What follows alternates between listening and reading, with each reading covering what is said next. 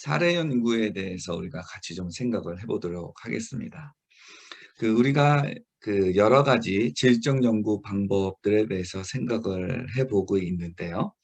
그 중에서 이 사례 연구가 가장 일반적으로 그리고 현실적으로 비교적 쉽게 사용할 수 있는 방법이 아닐까, 그런 생각이 듭니다. 특별히 선교 사역과 관련해서 그렇습니다. 이거에는 이 연구의 성격을 우리가 좀 생각을 해볼 수가 있는데, 그 민속기술지, 그것이 인류학적 연구였었던 그 배경이 있고요. 그리고 이 사례 연구 역시도 그 인류학적 배경을 가지고 있기 때문입니다. 선교사님들이 선교지에 가서 삶을 살게 되는데, 그때의 그 삶이라고 하는 것, 내지는 선교사님들이 흔히 연구하기 쉬운 그러한 주제들을 우리가 좀 생각을 해볼 때에 작은 집단의 사람들이 되기가 쉽습니다. 저 개인적으로는 한국 선교사님들의 사역에 대한 궁금함이 많습니다. 그것들이 이 한국 선교사님이 어떤 사역을 하고 있는가, 그리고 그 사역을 어떻게 하고 있는가, 그리고 누가 하고 있는가, 어디에서 하고 있는가, 누구랑 하고 있는가, 그 사역의 시작과 과정과 결과는 무엇인가, 이러한 다양한 연구 질문들을 저는 좀 가지고 있습니다. 자, 이 질문들은 타문화권에 살고 있는 선교사님들이라고 얘기할 수가 있을 것 같아요. 근데 이것 말고도 선교사님들이 같이 사역하는 사람들, 그 사람들뿐만 아니라 옆에 지역 사람들, 내지는 새롭게 사역을 시작하려고 하는 곳, 내지는 동료 선교사님의 사역을 연구한다라고 했을 때, 이건 역시도 시간과 공간으로 이렇게 딱 범위가 주어진단 말이에요. 이것은 과거에 그리고 오늘날에도 하고 있는 인류학적 연구와 많이 유사합니다. 사람들의 삶을 살펴보는 연구, 그런 면에서 뭐 다른 질적 연구도 마찬가지이기는 하지만, 이 질적 연구, 그렇지만 이 사례 연구가 조금 더 이 선교 현장을 들여다보는데 참 유용하게 사용할 수 있는 그런 방법이 아닐까, 그런 생각이 듭니다. 특별히 한국에서 선교 관련된 석사, 박사 논문들을 볼 때에 좀 그 미래학적인 내지는 어떤 그 비전 제시적인 그러한 논문들을 사실은 좀 많이 찾아볼 수가 있습니다. 요즘에 와서는 많이 나아졌어요. 특별히 뭐 박사 논문에서는 더 많이 좋아졌고요. 석사 논문은 아직까지도 좀 그런 논문들이 있어 보이기는 합니다. 그동안에 무슨 일이 있었다, 그 얘기한 다음에 이제 이 사역은 이렇게 할 것이다 라고 하면서 그 뭐라 그럴까요? 어떤 실천을 하기 전에 사전조사라고 얘기를 할까요? 아니면 사전조사 보고서? 아니면은 또 이런 것도 이렇게도 말할 수 있겠네요. 어떤 제안서와 같은 그러한 논문들을 사실 우리가 안타깝게도 많이 볼 수가 있습니다. 그런데 그러한 것 대신에 오히려 이 사례 연구 방법을 사용한다라고 하면 뭐 몇십 명에서 뭐 몇백 명 규모의 어떤 사회, 단체, 집단 아니면 공동체를 우리가 좀 잘 바라다 볼 수 있지 않을까, 좀 그런 생각이 듭니다. 예를 들어서 어느 단체, 어느 선교 단체의 특이한 것에 대한 그 연구, 그러한 연구도 우리가 좀 생각해 볼 수가 있을 것 같고요. 아니면 뭐 여러 가지 좀 이야기들이 생각이 나는데, 근데 이게 그 어떤 그 예를 들어서 아프가니스탄에서의 그 안타까운 일들, 그것을 사례 연구로 찾아볼 수도 있는 것이고요. 근데 그것이 지금 알아보기에는 좀 힘듭니다. 예, 그건 좀 다른 방법을 사용해야 될 것 같은데, 아니면 선교사 은퇴 문제에 관련해 가지고도 사실은 사례 연구를 할 수가 있을 것입니다. A단체에 지난 2년 동안에 은퇴하게 된 선교사님들이 뭐 7분이 있었다, 12분이 있었다, 뭐 6가정이 있었다라고 한다면 그 6명의 이 은퇴 선교사 가정들을 중심으로 해가지고 사례 연구를 해볼 수도 있죠. 자, 이 사례 연구를 하면 그러면 아, 어떠한 이슈에 대해서 한 집단의 사람들은 이런 식으로 현상을 바라보고 있고 그것에 대해서 이렇게 대처하고 있구나라고 하는 어떤 그러한 지식을 우리가 얻을 수 있지 않겠습니까? 그런 면에서 이 사례 연구는 선교사와 그리고 선교 사역과 연결지어 가지고 매우 그 유용한 연구 방법이 되지 않을까, 예, 그런 생각이고요. 자, 특별히 사례 연구에서 우리가 좀 기억을 해야 될 것이 뭐냐면 시간, 공간으로 딱 경계가 지어질 수 있는 것, 그러한 사례를 다룬다라고 하는 것입니다. 예를 들어서 뭐 아시아 그 캄보디아에서 일하고 베트남에서 일하고 그리고 말레이시아에서 일하고 브라질에서 일하고 아프리카 가나에서 일하는 그러한 것들을 묶어 가지고 어떤 사례, 근데 그 사람들이 또 뭐 한 사람은 교회 개척을 하고 있고 한 사람은 뭐 고아원을 하고 있고 뭐 이런 식으로 해가지고 그거를 하나의 사례로 만드는 거는 좀 어려울 것 같아요. 예, 다수 사례가 될 수 있기는 하겠지만요. 예, 어떤 사례라고 했을 때에는 그것은 공간적으로 그리고 시간적으로 경계선이 지워진다라고 하는 것. 예, 그것을 우리가 좀 기억하면 좋을 것 같은데 그런 의미에서 이 사례 연구가 그 그라운드 티어리하고 예, 그 큰 차이점을 가지고 있는 것입니다. 사실 사례 연구도 추상화를 추구를 합니다. 개념화, 추상화를 추구를 하기 때문에 결국에 가선 현상에서 시작해서 추상적 개념에 도달하게 됩니다. 그런 의미에 있어서는 모든 질적 연구가 예, 공통점을 지닌다라고 할 수 있지만 특별히 사례 연구는 예, 시간과 공간의 경계를 가지는 것이다라고 하는 것. 그거를 우리가 좀 기억을 하면 좋을 것 같습니다. 그리고 또 하나 좀 얘기를 하고 싶은 것이 있는데 그것은 뭐냐 하면은 이 사례 연구는요. 사례 연구를 할 때 아무래도 내가 소속되어 있는 단체를 하는 것은 내지는 내가 감정적으로 어태치되어 있는 예, 그러한 집단을 이 사례 연구하는 것은 가급적이면 좀 지양하는 것이 좋을 것 같습니다. 이 내가 가까이 알고 있고 나랑 밀접하게 관련하는 사람들에 대한 사례 연구는 이 그 자료 수집에 있어서는 참 용이한 그러한 장점이 있습니다. 그런데 아무래도 너무 내부자이다 보니까는 좀 이 객관화하는 것이 정말 어렵고요. 객관화했다라고 하더라도 다른 사람들은 그 객관화 작업을 충분히 객관적이다라고 평가하지 않기가 쉽습니다. 좀 억울한 경우가 되는 것이죠. 자, 이러한 것 때문에 가급적이면 아니 가급적이면 보다는 피해야 할 것 같습니다. 예. 그 내가 너무나도 잘 알고 있는 것 내지는 내가 너무나도 잘 알고 있는 집단 그것을 사례 연구화하는 것은 아무래도 본의 아니게 의도하지 않았던 어려움들을 만들어내는 것이 아닌가 그런 생각이 듭니다.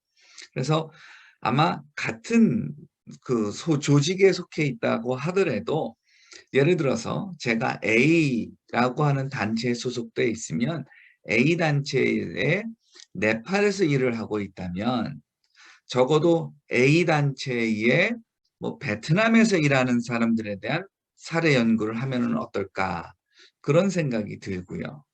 내지는 내가 네팔에서 학교 사업을 하고 있다면, 학교 사역을 하고 있다면, 그렇다면 더 좋은 것은 뭐 고아원 사역을 하는 분에 대해서 연구를 하든지 아니면 학교 사역에 대해서 연구할 수도 있는데 이거 할 때 적어도 내가 하고 있는 내 사역에 대해서 연구하는 것이 아니라 네팔에서 좀 다른 지역에서 내지는 다른 지역에서 그 운영하고 있는 학교 사역에 대해서 연구를 하면은 어떨까라고 하는 것이죠. 아무래도 이 내부자이기 때문에 안으로 더 깊숙이 들어갈 수 있기는 하지만 내부자여서 너무나도 한계, 제한을 가지게 되는 특별히 그것이 분석에 있어서 그렇습니다. 그러니까 내부자는 수집에 있어서는 참 용이한데 근데 그거를 분석하고 해석을 할 때에 이 외부자적 관점을 어떻게 가질 것이냐라고 하는 어떤 그러한 그 어려움이 있지 않나 그런 생각이 듭니다.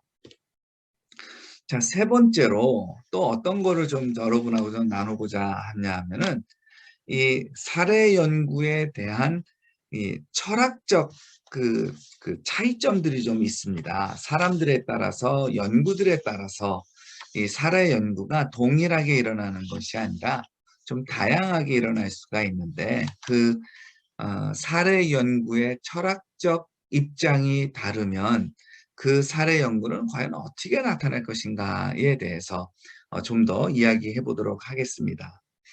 이 크게 사례 연구는 좀 후기 실증주의적 접근 그리고 그 구성주의적 접근 내지는 구성주의적 해석학적 접근 뭐 이렇게 세 가지로 좀 나눠볼 수가 있는데요. 후기 실증주의 같은 경우에는 여전히 그 실증주의적 연구에서 크게 벗어나와 있지가 않습니다. 그러다 보니까 이 그 후기 실증주의 같은 경우에는 결과가 어떤 사례 연구를 했을 때에 그 사례 연구는 객관화될 수가 있고 일반화될 수가 있다라고 생각을 하는데요.